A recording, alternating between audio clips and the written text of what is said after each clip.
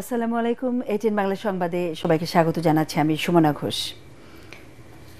কাশ্মীর সীমান্তের দুই দেশের সেনাবাহিনীর মধ্যে গোলাগুলির ঘটনা ঘটেছে। যুদ্ধ শুরু না হলেও এই গোলাগুলির ঘটনা দুই দেশের মধ্যে উত্তেজনা আরও বাড়িয়ে তুলেছে। এদিকে পেহেলগামে হামলা চালানো জঙ্গিদের ধরতে কাশ্মীর উপত্যকায় চিরুনি তল্লাশি চালাচ্ছে ভারতীয় সেনাবাহিনী। এ সময় সন্দেহভাজন দুই জঙ্গির বাসভবন ভয়াবহ বিস্ফোরণে উড়ে যায়। বিস্তারিত জানাচ্ছেন আসিফুর রহমান সাগর। যে আশঙ্কা করা হচ্ছিল গভীর রাতে তা সত্য প্রমাণ করে গুলির শব্দে কেঁপে উঠল কাশ্মীর উপত্যকা। জম্মু কাশ্মীরে নিয়ন্ত্রণ রেখার কাছে ভারতীয় সেনা ঘাঁটি লক্ষ্য করে হামলা চালায় পাকিস্তান। পাল্টা জবাব দিয়েছে ভারতও। তবে এখনো পর্যন্ত হতাহতের কোনো খবর পাওয়া যায়নি। কাশ্মীর সীমান্ত জুড়ে এখন টান টান উত্তেজনা বিরাজ করছে। যে কোনো সময় যুদ্ধ বেঁধে যাওয়ার আশঙ্কাও দেখা দিয়েছে। এদিকে কাশ্মীরের অনন্তনাগ জেলায় ভয়াবহ বিস্ফোরণে উড়ে গেছে দুই জঙ্গির বাড়ি।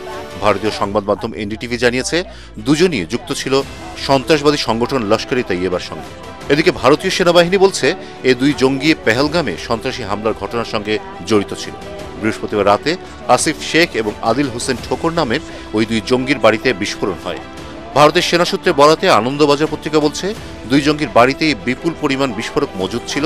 তবে এই বিস্ফোরণ ভারতীয় সেনাবাহিনী ঘটিয়েছে কিনা তা এখনো নিশ্চিত করে জানা যায়নি। এদিকে গোয়েন্দা সূত্রে বরাত দিয়ে ভারতীয় সংবাদ মাধ্যম টাইমস অফ ইন্ডিয়াও জানিয়েছে জঙ্গি আদিল ঠোকর 2018 সালে অটারি ওয়াঘা সীমান্ত দিয়ে পাকিস্তানের প্রশিক্ষণ নিতে যায়। গত বছর ফিরে আসে কাশ্মীরে। পাকিস্তান থেকে ফিরে আসার পর তাকে বেশ কয়েকবার দক্ষিণ কাশ্মীরেও দেখা দিয়েছিল। স্থানীয় বাসিন্দা হয় পেহেলগাম এবং বৈশরণের ভৌগোলিক অবস্থান হাতের তালুর মতো চেনা তার। আদিল ঠোকর ওরফে আদিল গুড়ি এখনো অনন্তনাগেই রয়েছে বলে ধারণা দেশটির গোয়েন্দা বিভাগের। India will identify, track and punish every terrorist. বৃহস্পতিবার বিহারের জনসভায় ভারতের প্রধানমন্ত্রী নরেন্দ্র মোদী বলেছিলেন ভারত অবশ্যই প্রত্যেক সন্ত্রাসবাদীকে খুঁজে বার করবে, তাদের চিহ্নিত করবে এবং শাস্তি দেবে তাদের মদতদাতাদের। মোদীর এই হুঁশিয়ারির পরেই দুই লস্কর জঙ্গির বাড়ি বিস্ফোরণে উড়ে যাওয়ার ঘটনাকে তাৎপর্যপূর্ণ বলে মনে করছেন পর্যবেক্ষকরা। এদিকে জঙ্গিদের গ্রেফতারে গোটা উপত্যকায় চিরুনি তল্লাশি শুরু করেছে ভারতীয় সেনাবাহিনী।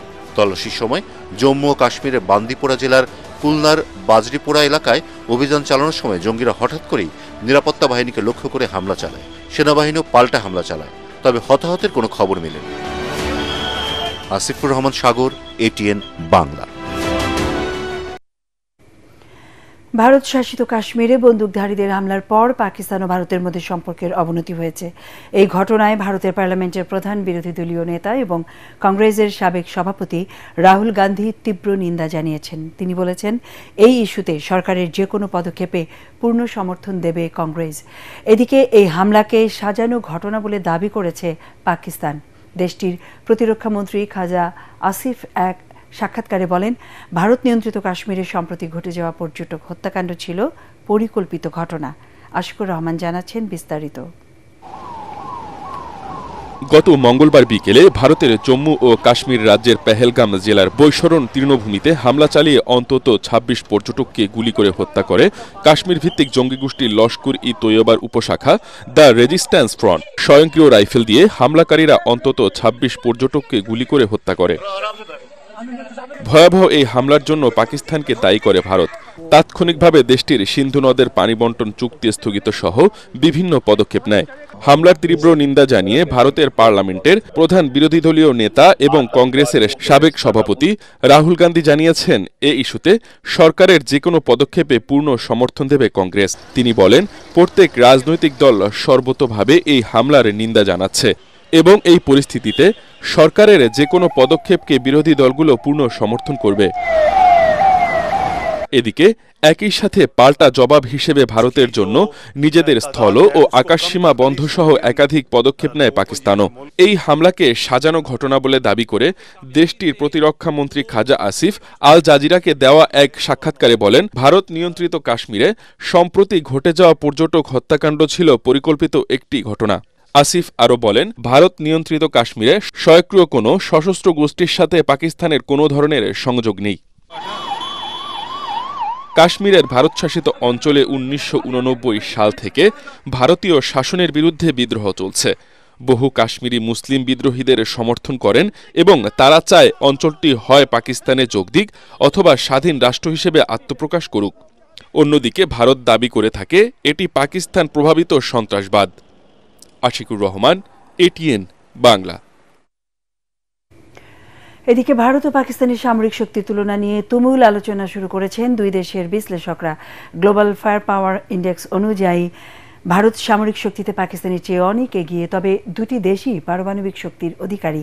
ক্রমবর্ধমান উত্তেজনার মধ্যে নিজেদের দূরপাল্লার অস্ত্রের অনুশীলন শুরু করেছে দেশ দুটি, যা বিশ্বব্যাপী উদ্বেগের সৃষ্টি করেছে। জাহিদুল আলমের রিপোর্টে বিস্তারিত।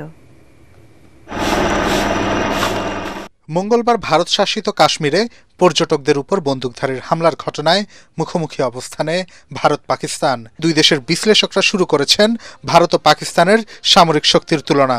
গ্লোবাল ফায়ার পাওয়ার ইন্ডেক্স অনুযায়ী ভারত সামরিক শক্তিতে পাকিস্তানের চেয়ে অনেক এগিয়ে, যেখানে বলা হয় ভারতের সেনাবাহিনীর সদস্য সংখ্যা 50 লাখের বেশি। এর মধ্যে সক্রিয় প্রায় 14,40,000। পাকিস্তানের মোট সেনা 12 লাখের বেশি, যেখানে সক্রিয় রয়েছেন 6,50,000-এর আশেপাশে। এছাড়া ভারতের বিমান বাহিনীর কাছে রয়েছে 2,229টি বিমান, যার মধ্যে 513টি যুদ্ধ বিমান। অন্যদিকে পাকিস্তানের বিমান বাহিনীর কাছে 1,399টি বিমান রয়েছে, এর মধ্যে যুদ্ধ বিমান 328টি। নৌবাহিনীতেও এগিয়ে ভারত, তাদের কাছে আছে 293টি নৌযান, পাকিস্তানের রয়েছে 121টি।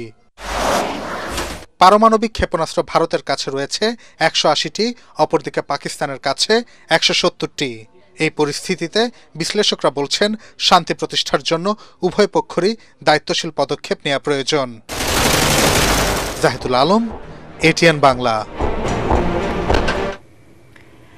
জাতীয় নির্বাচনের আগে স্থানীয় সরকারের ভোট হলে নির্বাচন কমিশনের সক্ষমতা প্রমাণ পাওয়া যাবে বলে মন্তব্য করেছেন জামায়াতের আমির ডাক্তার শফিকুর রহমান। ময়মনসিংহে স্থানীয় জামায়াত আয়োজিত কর্মী সভায় তিনি মন্তব্য করেন। ভোটের আনুপাতিক হারে সংসদ নির্বাচনের দাবিও জানান ডাক্তার শফিকুর রহমান। সংস্কার ও গণহত্যার দায়ে আওয়ামী লীগের বিচার ছাড়া জাতীয় নির্বাচন জনগণের প্রত্যাশা পূরণ করতে পারবে না বলে দাবি করেন আমিরে জামায়াত। দলের কেন্দ্রীয় ও স্থানীয় নেতারা সমাবেশে উপস্থিত ছিলেন।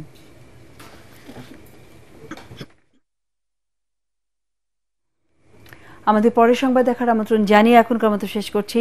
এটিএন বাংলা সংবাদ ইউটিউবে দেখতে ব্রাউজ করুন, youtube/HN Bangla News। ধন্যবাদ।